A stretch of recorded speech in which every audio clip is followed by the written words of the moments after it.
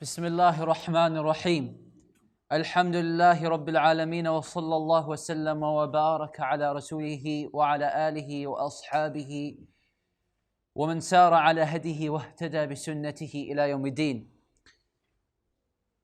اللهم علمنا ما ينفعنا وانفعنا بما علمتنا وزدنا علما.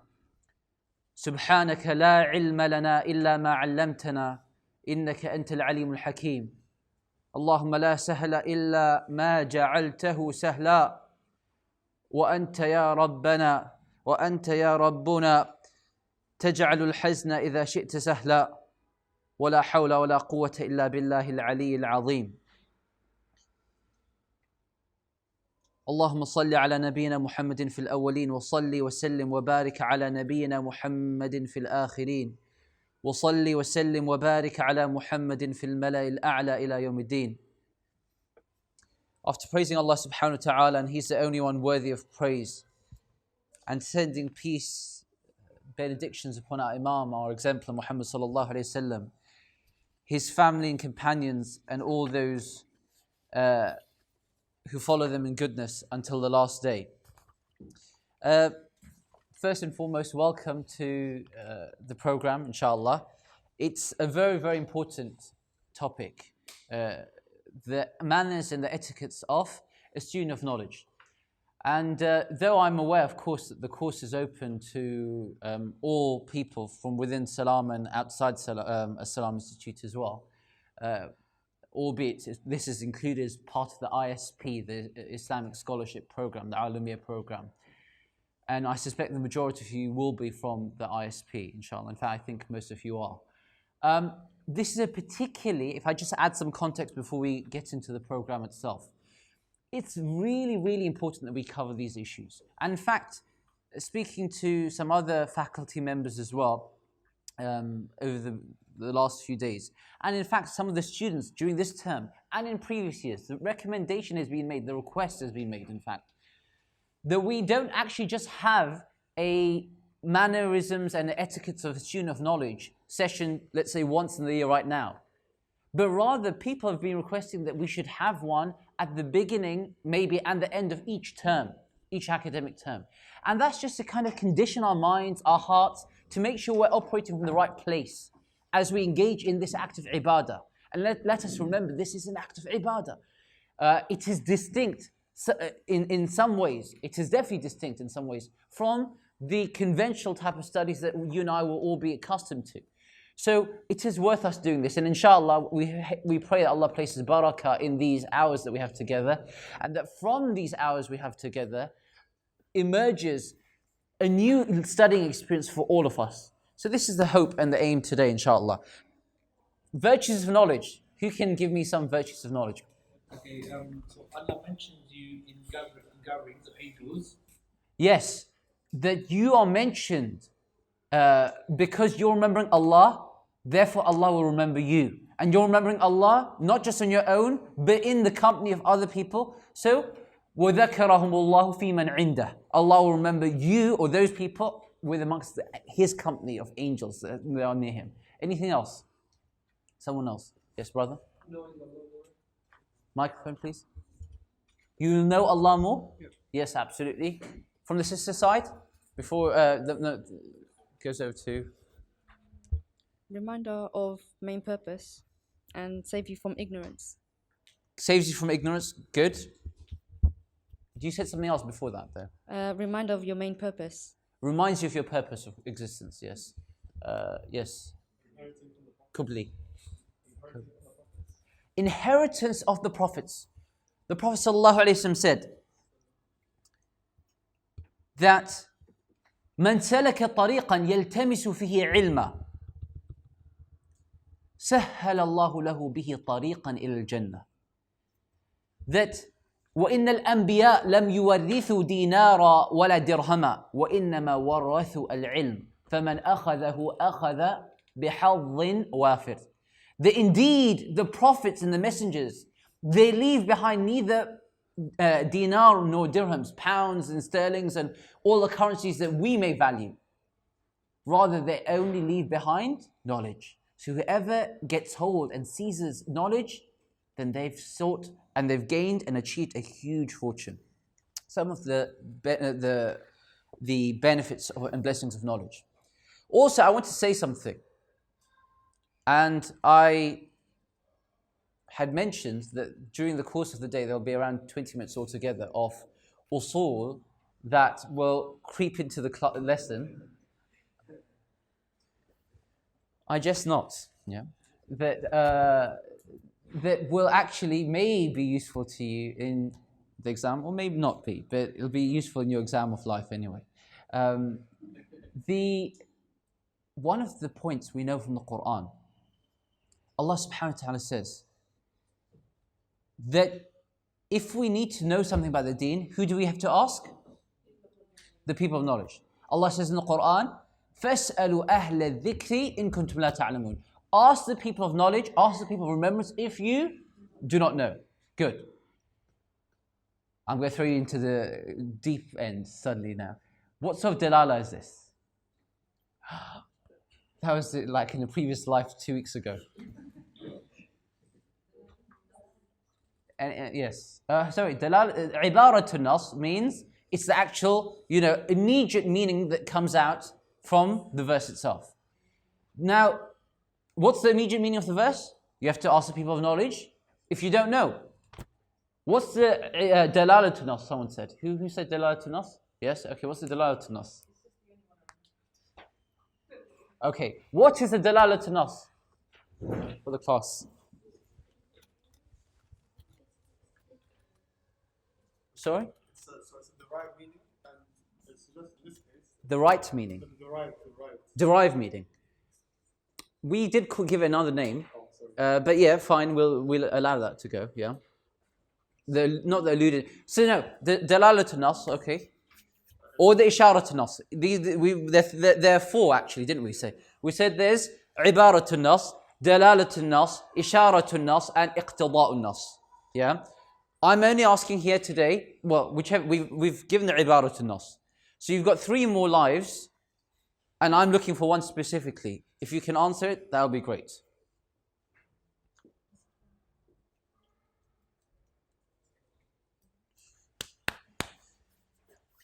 You just had a lesson on time management, so you better help me to time manage without making me wait too long.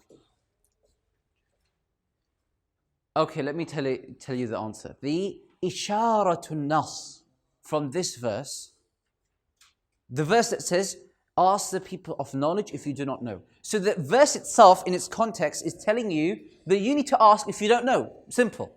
But what is implied, i.e. what we said is the lazim of the verse. Lazim is an inseparable reality of the verse, a concomitant reality, is that we as a community of Muslims are obligated to help bring about a group, a cohort of people who are capable and qualified to be asked and to give you proper answers. Do you understand what I'm saying? Yeah? So if it's almost like a given, you could say, that if Allah is saying to you, you need to ask the people of knowledge, that means there's a fard kifaya upon us, a collective duty, that we need to make sure that there are people of knowledge who can be asked and who can answer properly. And that is why we have an Islamic scholarship program. Okay, just quickly, I want to get your thoughts on attributes of millennials. I'm sure you had to look up what a millennial is. Google, what's millennial? And the answer comes yourself. Yes, go on. Complacency. I'm happy to take positive and not so positive attributes, but yeah, complacency. Like what? And how does that feature in knowledge? So,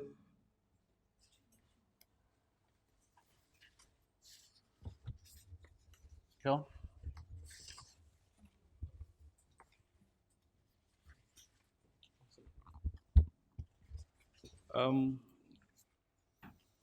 I think it's easy to get spoiled with the level of information that is available. Okay, interesting. Anything else?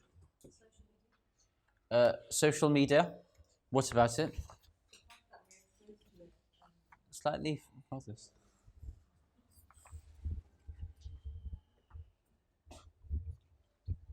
And the fact that we're exposed to social media a lot, that we're always on it, we're always using it, so it does affect a lot of how we think and how we behave. Okay, yes, absolutely correct. And we have to talk about social media, and I'm sure this is not just talking about Telegram, yeah. But yes, actually, social media is one of the. What else? Go on, sis. I don't know if it's an attribute, but Sorry, I can't hear. I don't know if it's an attribute, but I was thinking that we live in a secular society that wants to separate religion from everything else we do. And then a consequence of that is that we then compartmentalize religion and we don't see Islam as being holistic. Good, very good. A last attribute I'm looking for, very important. Probably almost rivaling that point. Maybe even in terms of knowledge, exceeding it. It's a problem in this case. No one said anything positive about my generation. Go on. Materialism, okay, fine. But these are issues which they transcend, both of those transcend just millenniums.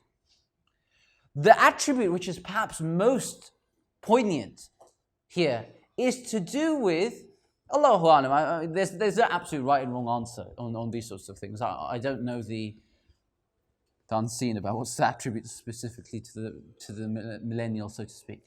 But one of the attributes is our if you like, time and this age, our age, is one characterized by almost instant gratification. Everything has to be here, I want it and I want it now. And you think everything can be done in either the 140 characters or it's been increased now, doubled, alhamdulillah, yeah? But, it's going to be really packaged up and given to you in a very nice, easy, orderly fashion. And this poses huge challenges to a person in their studying of Islamic knowledge. Because as we will see, one of the pitfalls the student of knowledge can fall into is what we'll refer to later on as al-isti'jal, being hasty, wanting to see results very swiftly, very quickly, not having the patience to endure and see things bit by bit. This is one of the attributes which a person really needs to test oneself and say, no, this is not how I'm going to be. Similarly, one can end up not we live in an age where sanctity, the sacredness of things is diminished. It's not things aren't seen as having sanctity to it. There was a time when actual normal secular knowledge, as it could be called, had a type of sanctity to it. Now we have sacred knowledge and it's treated like a secular knowledge. And that's an issue in and of itself. So we need to actually move past this. And we see this actually borne out in the relationship between Musa alayhi salam and Khidr alayhi salam. What points do you think are most salient, given what I've just said? Patience. Musa alayhi salam is challenged with the test of patience. He is challenged. And he's the Nabi of Allah and the Anbiya of Allah alayhi salam. We don't even say about any sins or anything like that. They're above us even commenting in this respect. Yet, Allah has set forth for us not a parable, because it actually is something that happened, but a series of lessons that can be derived from this story. And if we had more time, you could spend literally a course on the relationship and the hadith found in Sahih al-Bukhari and the other narration versions in Bukhari, let alone outside, of the story of Musa alayhi salam and Khidr alayhi salam, we could say. One of those issues is each time he goes. And notice, I'll just give you a few pointers. He says, قَالَ لَهُ مُوسَى هَلْ أَتَّبِعُكَ هَلْ أَتَّبِعُكَ. He doesn't say, I'm talking about a prophet of Allah alayhi salam. So it's difficult for me to kind of, use contemporary language, which maybe sound irreverent. But he's not just saying, going up to the person and saying, can I just study, and expecting like he's got a right. Nowadays, if a teacher says no or doesn't want to answer, it's like you can cast this look as in, are you really going to conceal the knowledge of the deen, brother? Yeah. Honestly, this is what we do. He said, hell, he's a prophet of Allah. Can you imagine a prophet? First of all, he's asked by Bani Israel, the Muslims of that time, who's the most knowledgeable? Now, if a person, I was going to say, if you're receiving revelation, if a person is receiving revelation, do you not think they'd be entitled to say yes? And you know, quite possibly he was. But he said it before the knowledge was given to him and the permission to say yes. So Allah then wants to teach him, and by extension us, a lesson. And he says, actually there's someone who has some knowledge you do not have. Do not feel like you've arrived there. So he then goes, and you know the story, he goes with, some of the riwayahs mention is Yusha, you know, as the young man with accompanying Musa alayhi salam, his disciple, if you like, at that point. And again, that relationship is very, very interesting.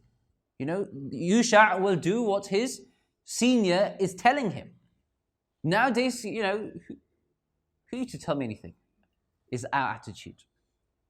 Then he asks Khidr, Hal attabi'uk? Is it possible, you know, would you almost, if I say in our contemporary vernacular, would you be so kind as to consider me or to let me be someone who can follow you? So that I can learn from that which you have been given of guidance. And he's asking, not in a manner where he's expecting, yes, I'm going to get an answer. Yes, it's a genuine question. Seeking consent and permission in that respect. Then, and the word used is not atba'uka. He says attabi'uka. Those of you who studied a bit more Arabic will know, well, obviously all of you will know, atba' is alif, ta, ba, ain. Attabi'u, same letters, but there's a shadda on the ta. Attabi'uka. Attabi'uka. That means, a shadda means what? There are actually two letters. Ta, ta. And they say, the scholars of rhetoric and so on, they explain that additional letter in the composition of the word implies an additional layer of meaning. And in this case, it refers to an extra sense of ardent sense of following. I'm really going properly, I'm not just going to be, again, I'm talking about Prophet of Allah, I can't. But you know, in our case, it should be the student saying, I'm really not going to let you down. And I could rephrase that same word in same sentence in a few different ways. Again, which I won't. I'm not just going to be can't quite get myself to say it, especially in a class about etiquettes.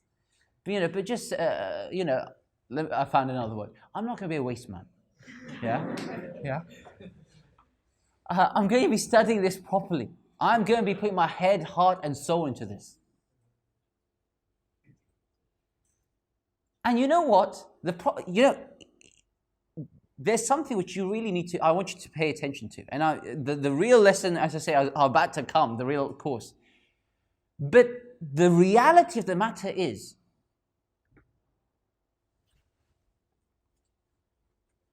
that even if a person doesn't say that I'm going to do attabi'uka, and he just said atba'uka, if you're mistaken, and I'm sorry, you'll have to forgive me. This is going to be quite a deep session today, so I'm just going to speak freely. Yeah, if you're unfortunate in life, you'll just go away from today's session and you'll take the exterior pointers of etiquettes, and you'll have arrived and leave thinking this class was about external etiquettes. You know the way that someone was saying. I speak to someone yesterday evening, and they asked what I'm going to be teaching tomorrow. And they said, maybe a way you could explain it is like, when you go to a restaurant, there's certain, protocols. You're meant to, use this knife, and you know what I mean? That's etiquette. And I can't blame anyone if they come thinking that, because that's what it says on the tin, so to speak. That's what it's called, etiquette of a student of knowledge. And that's how we are socialized to conceive the term etiquette. But you know what? This is a point I was going to come to later on. I'll try and just bring it in at this point. That is not the Islamic conceptualization of etiquette.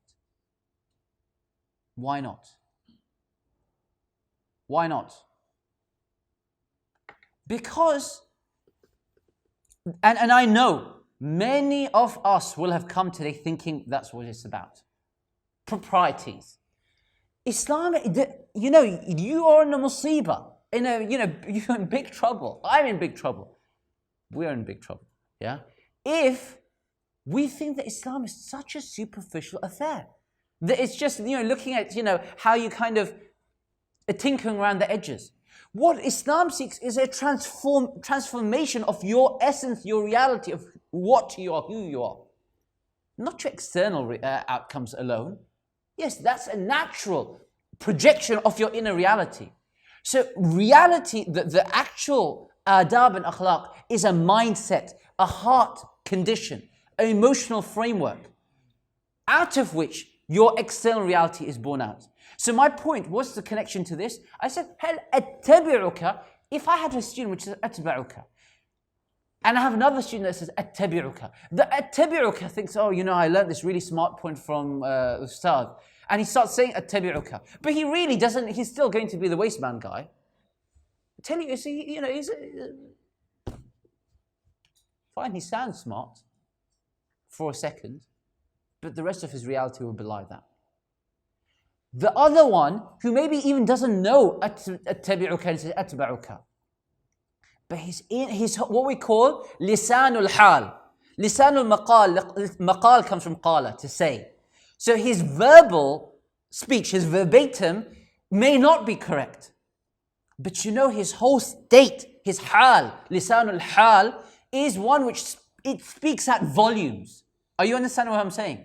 That he's desperate or she's desperate for that knowledge. Not the sum total of knowledge, but every drop of that knowledge. Not just to know, but to know and act. Not just to know and act, but to know and act and internalize. Not just to know, act and internalize, but to know, act, internalize, and get salvation in the hereafter from hellfire and admittance to paradise. Ibadah. That's akhlaq.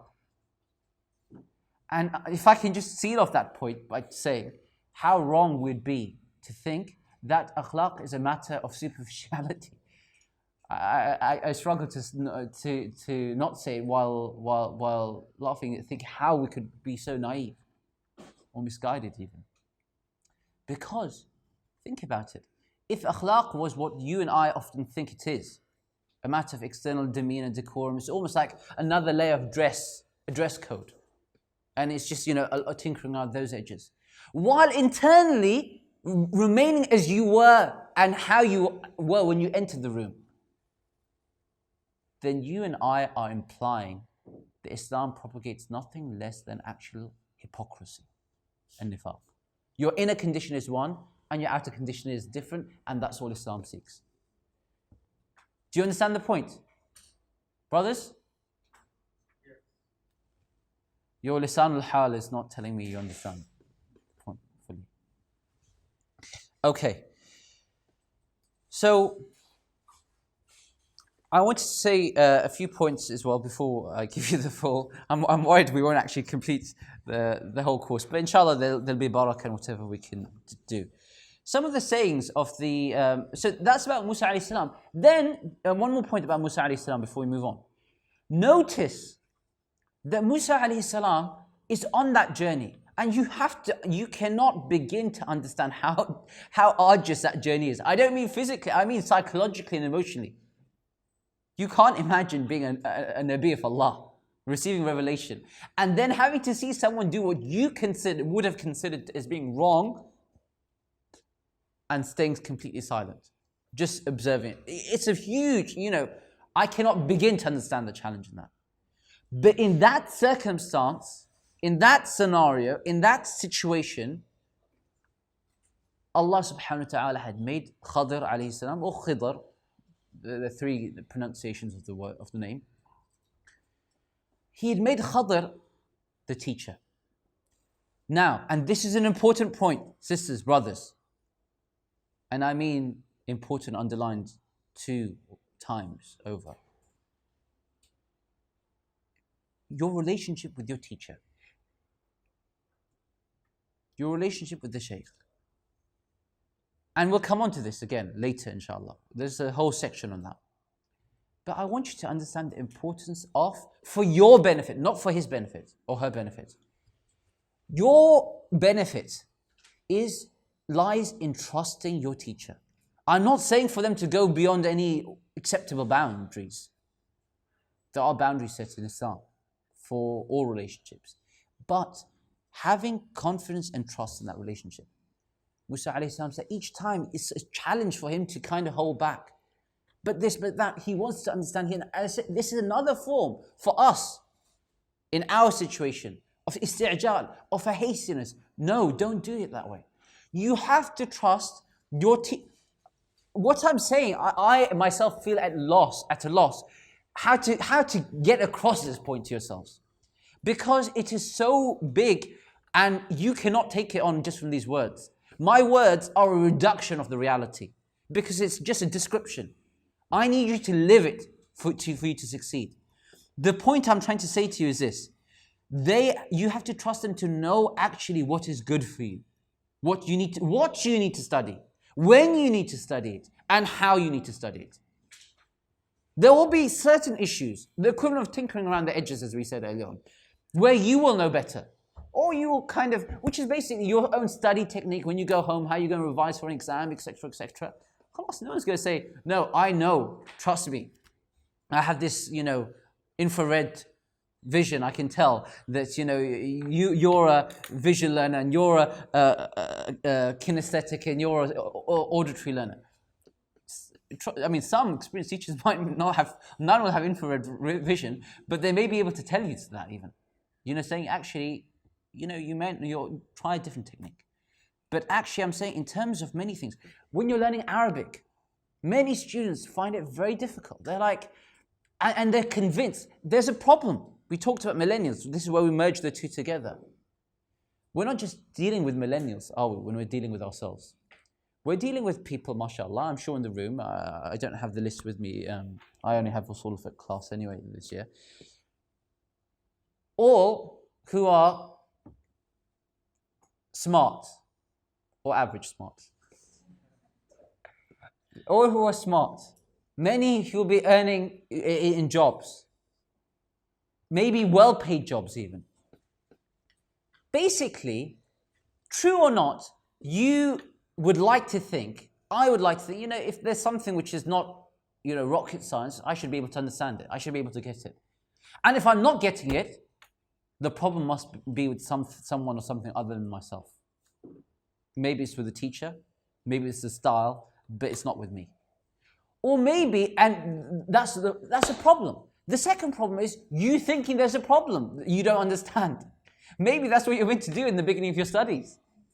Maybe it's meant to be like we had from our Mashaykh, and I can tell you my own tiny share of stories in my own very short journey of learning. That you enter a class and you understand nothing sometimes.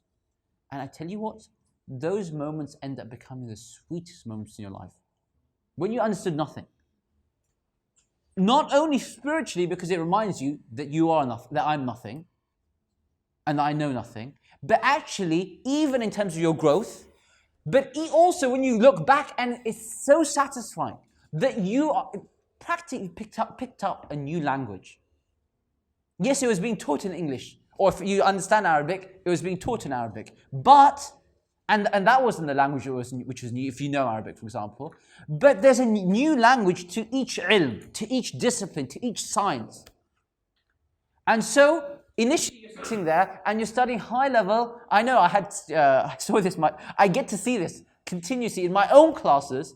But I remember when we'd be seated with even Sheikh, and I'd have my own students who I taught in foundation, and then in intermediate, now coming into a class with Sheikh.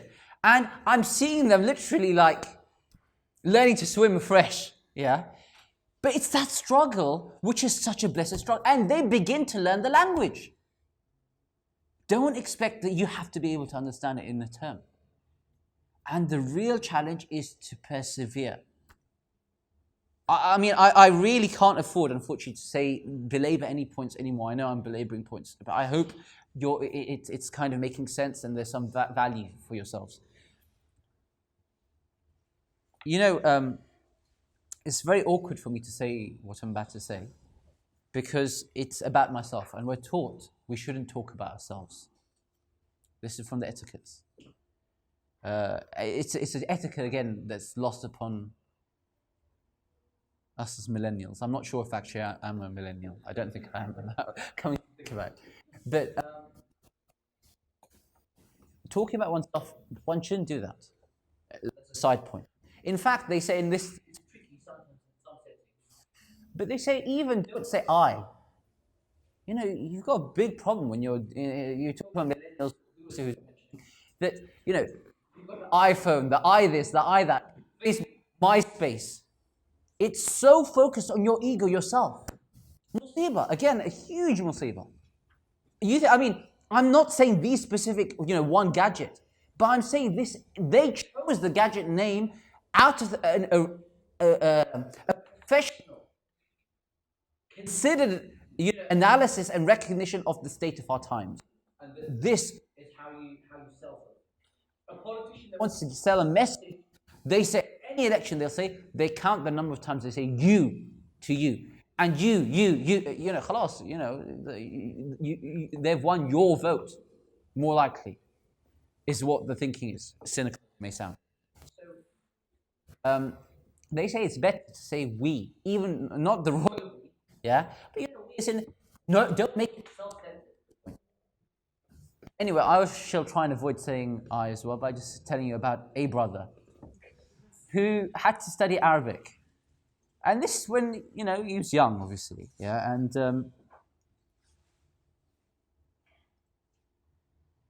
the memory is so clear of trying to study Arabic and just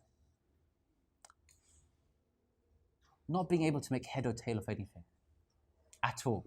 I mean, I say anything, but maybe you could get up to knowing marfu, majroor, mansoob, etc. Yeah, but not getting past that. Similar with tajweed, actually. Recitation of the Quran properly. I don't mean melody, I'm talking about the correctness of the recitation. It can prove so challenging. And some brothers would be able to tell you about, or sisters I'm sure, the neck aches. You end up just kind of, what's the word I'm looking for? You'd have poured over the books, trying to make sense of it. Not because you don't have a teacher or you do have a teacher even. Because it requires your own graft. That's the journey. It's a journey of love. It's a journey of graft. And no knowledge, any knowledge gained without that will never be knowledge really for you. And the secret, which we like to tell our students when teaching Arabic, is the fact that, I always tell them that the way it works is a bit like a snowball effect. This is my weird metaphor analogy. Snowballs and suddenly gates.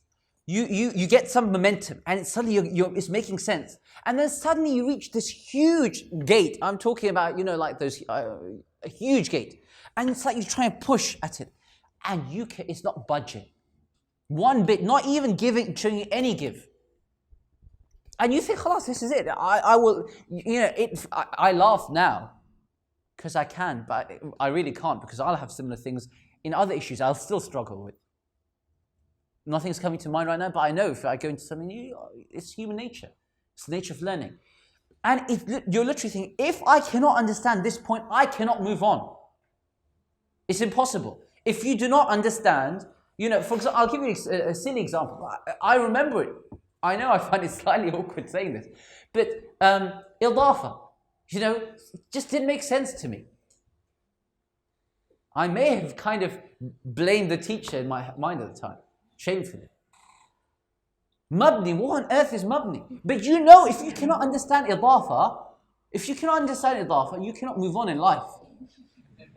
Honestly, you will not learn Arabic if you do not know idafa, because it's the most peculiar construct. Because suddenly there's this one instance, because you haven't come on to Munsarif, Khair Munsarif yet. It's the only instance you know where you're going to have words where it'll look like it's nakira, it's got no al, but it's actually ma'rifah. It's going to have single sign, dhamma, fatha, kasra, even though it's got no al. And you're like, my God, this is it. I'm going to be left behind, and I'm not moving on. My sins must be too many, and Allah has decreed I'm not going to go now. I thought that.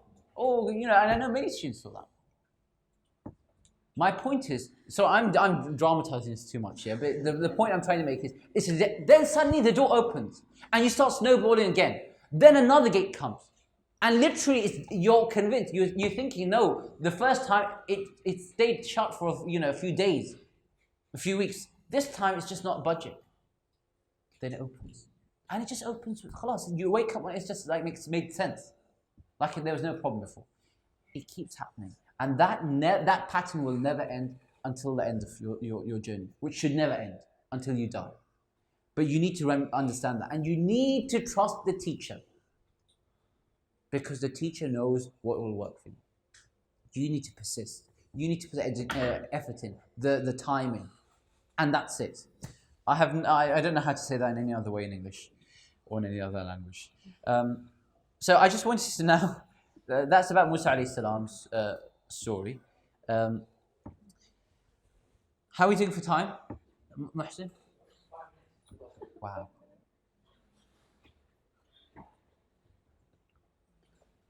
Okay, so I'll make, what we'll do is we'll try and make it 10 minutes, yeah, if that's okay? Okay, I just want to, give me a signal after 5 minutes and then we'll see if we can. I want to tell you some points about the importance of good akhlaq. The Prophet ﷺ was asked about what is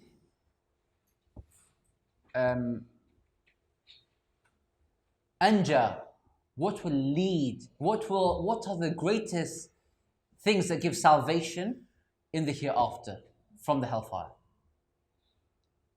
And he, salawatu rabbi wa taslimatu alayhi, replied, taqwa Allah wa husnul khuluq. The taqwa of Allah and having good character, good behavior. And the hadith is reported in Sunan Tirmidhi and Musnad Imam Ahmad, Sunan Tirmidhi and Ibn Majah, and it's Hasan, inshallah. Similarly, the Prophet ﷺ was said, as occurs in the hadith of Al-Hakim, and it's authentic, inshallah. He says, إِنَّمَا بُعِثْتُ لِأُتَمِّمَ مَكَارِمَ الْأَخْلَاقِ. I was only sent to perfect good character, good conduct, good behavior. I was only sent to perfect good character and behavior. And the third hadith, the Prophet ﷺ says, pay attention. أنا زعيم ببيت في أعلى الجنة لمن حسن خلقه. I am a guarantor of a palace in paradise, in the midst of paradise, for the one who gives off disputing, arguing, even if he or she is right, even if you're right, you give it up. Khalas, it's your right, let it go. Just let it slide. I'm a guarantor of a palace in the midst of Jannah. And I am a guarantor, sallallahu alayhi wasallam, of a palace in the uppermost chambers of paradise for the one who makes his akhlaq good. The Prophet ﷺ was asked about what is bir, what is righteousness. And he said, al-birru husnul khuluq, that righteousness is good character. And he, salawatu rabbi wa taslimatu alayhi, said, أكمل المؤمنين إيمانا أحسنهم خلقا, that the most complete of the believers in their iman are those who are best in character, best in akhlaq. And the hadith is in Ahmad and Abu Dawud and others. Inshallah, it's reliable, authentic. And the Prophet ﷺ said, as occurs in the hadith of Ahmad and Abu Dawud, he ﷺ says, ما من شيء أثقل في الميزان من حسن الخلق. There's nothing heavier in the scales on the Day of Judgment than good character. And the Prophet ﷺ said, also in the hadith of Abu Dawud and Ahmad, he says, إن المؤمن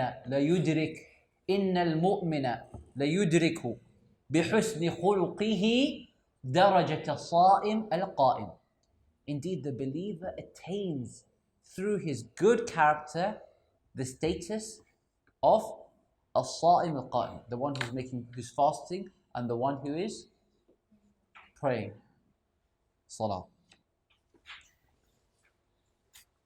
And Aisha radiallahu anha, our mother, Al-Humayra, Abdullah, As-Siddiqa bint As-Siddiq, radiallahu anhuma, says, when asked about the Prophet's behavior, she said, كَانَ خُلُقُهُ الْقُرْآنِ.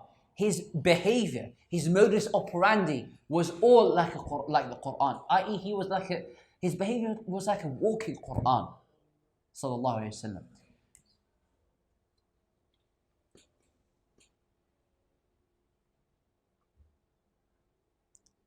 And Allah subhanahu wa ta'ala says about our Prophet sallallahu alayhi wa sallam, وَإِنَّكَ لَعَلَىٰ خُلُقٍ عَظِيمٍ. And indeed, you are upon an elevated, exalted status or station of conduct and behavior.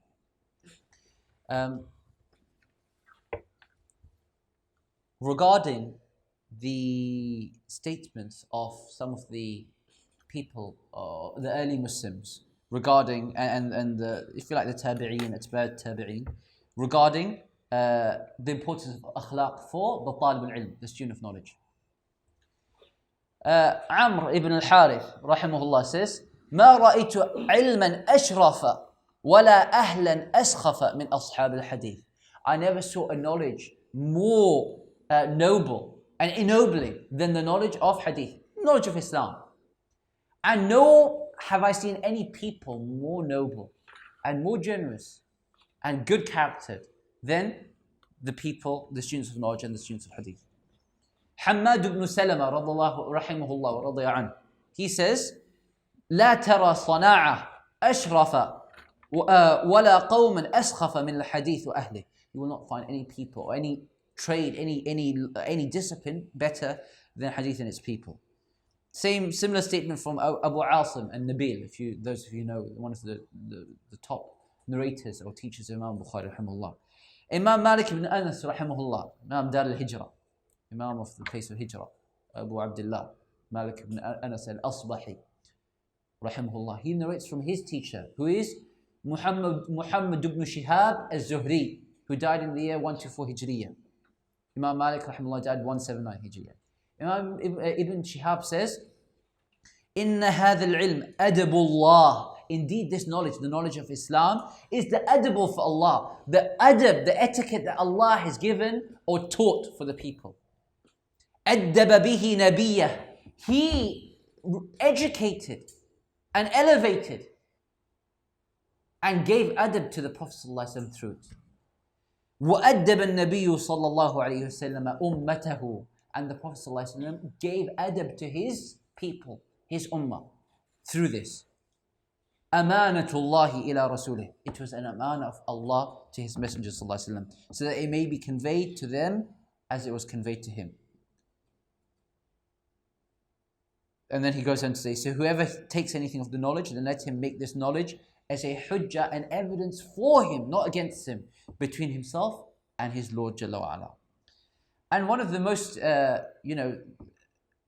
memorable statements for us always is the statement of Imam Ibn Sirin, rahimahullah, Muhammad Ibn Sirin, the one who died, Tabi'i, who died 110 Hijriya. He says, كانوا يتعلمون الهدي. They used to learn the behavior and the state of being. كما يتعلمون العلم. How, in the same manner that they would study knowledge, they would study how to really be, how to live. And Imam Ibn al-Mubarak, Abdullah ibn Mubarak, rahimahullah, who died in 189 Hijriya, he says, نحن إلى كثير من الأدب أحوج. We are in greater need of a large amount of adab than even our need for a small amount of knowledge. And Allahu Akbar, may Allah have mercy upon Imam Abdullah ibn Mubarak when he said, I sought knowledge for 20 years and I gained a little of it. And I then went and sought adab for 30 years. And I found, however, in that time that its people had already died.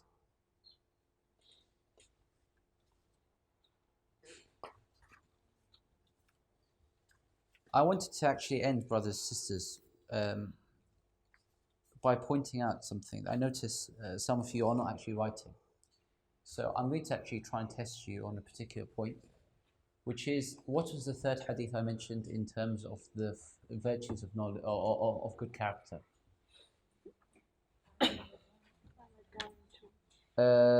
Yes, was that the third one?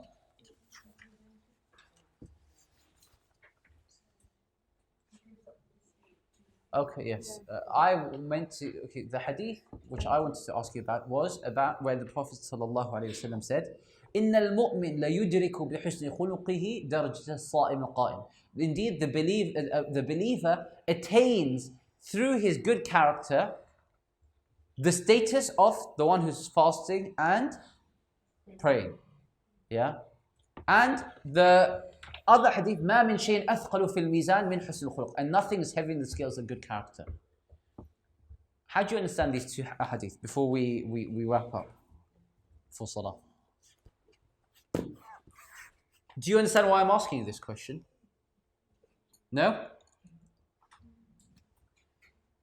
Any brave guesses?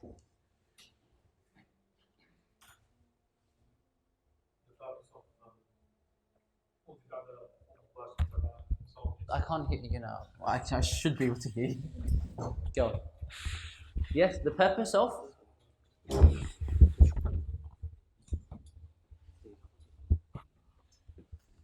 The purpose of Salah, Psalm, and these other forms of worship is to improve, to better our own character. Okay, good. But you give me the answer, but I was asking another question before that, which is, why do you think I'm asking the question?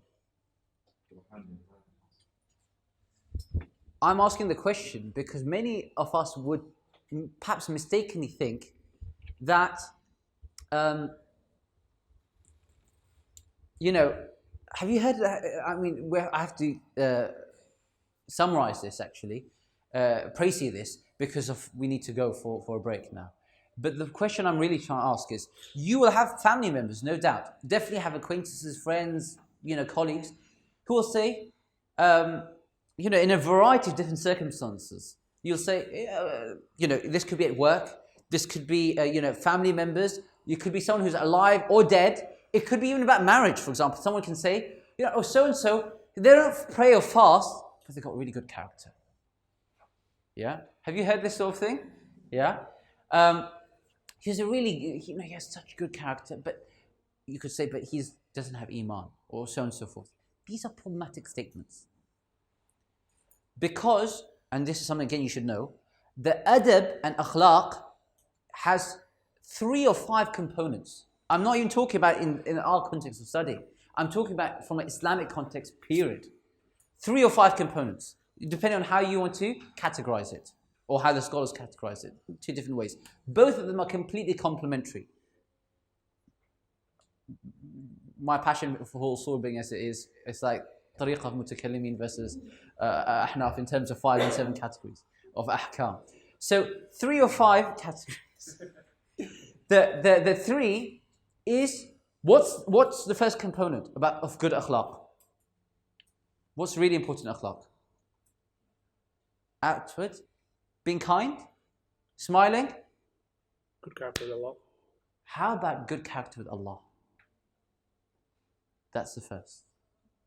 How is it, I mean, do you get what I'm trying to say? How on earth is it possible that you and I can think, so-and-so, you actually think and believe that, so-and-so's got such good character, yet they insult Allah by night and day. It would never work this way with anything else, except that we've reduced our relationship with Allah to something compartmentalized and actually maybe not that real. If it's very awkward for me to say this to you, brothers and sisters. If Allah forbid someone insulted your parents, you'd never say, such good character, but they just said this and that about my mother and father. You wouldn't think about it.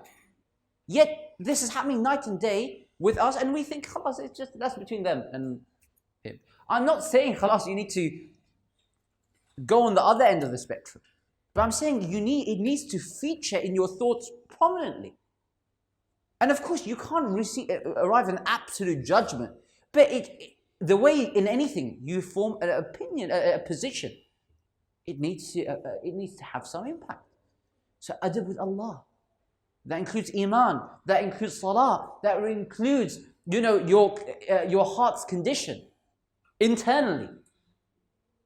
All of that is adab with Allah. Your way you deal with His revelation, your recitation of the Qur'an, of the book. Your belief in His promise, you count on it. Second, and included within that is obviously the adab with the Prophet ﷺ. Yeah. Second is adab with the creation, and that's with people. Or you could put the Prophet ﷺ within that if you wanted the second category, within the creation. But he's at the very top end, of the adab with the creation. And that includes with parents, that includes with neighbors, includes with colleagues, with teachers, and that's and the human domain, if you like. What's the third one going to be? Excellent. Adab with yourself. Your soul has a right upon you that you protect it from sinful behavior. It will blame you and me on the day of judgment. Say, why did you expose me to this? For just a few moments of pleasure or enjoyment. Why were you not mindful of Allah? Adab with your soul. Those who add the fourth and fifth, it's basically within the second category. They further branch it out, saying adab with, let's say, akhlaq with even the animals. That doesn't mean you need to become. I'm joking now when I'm about to say this. Completely integrated and love all pets and animals completely. But you can do, yeah. But that's not what's required here. I'm saying to you, it's giving them their right, having mercy, rahmah, and so on, good treatment, etc. And then they mention, believe on this is classical scholars what I'm talking about. It's not millennial green aged whatever. Is fifthly with the environment. They say with your space, to respect that space which Allah has given you. So these are things which you should and I should be thinking about, inshallah.